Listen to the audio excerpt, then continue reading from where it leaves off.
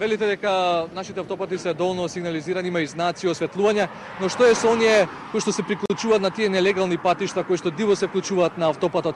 Голем е бројот на сообраќајни несреќи кои токму тие водачи ги предизвикуваат.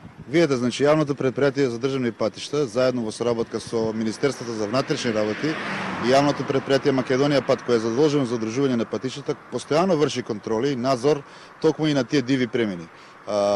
Не постои начин, значи, да постојано тие бидат затворени доколку постојат несовесни граѓани кои ги отвараат. Би апелирал до граѓаните, посебно до возачите, да не ги користат тие диви премини, заради тоа што ја загрозуваат безбедноста во сообраќајот на сите учесници во него.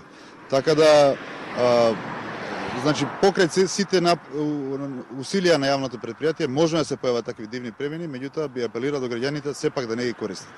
Добро, имате ли бројка, знаете ли кои се тие места каде што тие се приклучуваат на автопатите? Да, постоја, значи, истражување, меѓутоа повеќе ги користат од Републичкиот совет за безбедноста во сообраќајот, како и од Министерството за внатрешни работи. Ние ги знаеме и ги затвараме секоја година по неколку пати, меѓутоа повторно се случува тие да се отвараат. Значи, останува единствено на совеста на граѓаните кои што ги кршат оградите, кои што ги тргаат еластични огради, за да не ги отвараат повторно и да не ги користат. Благодарам што бите дел од версијата на Канал 5. Значи, драги, тоа беше помошникот директор на јавното претпријатие Државни патишта Александар Стојанов.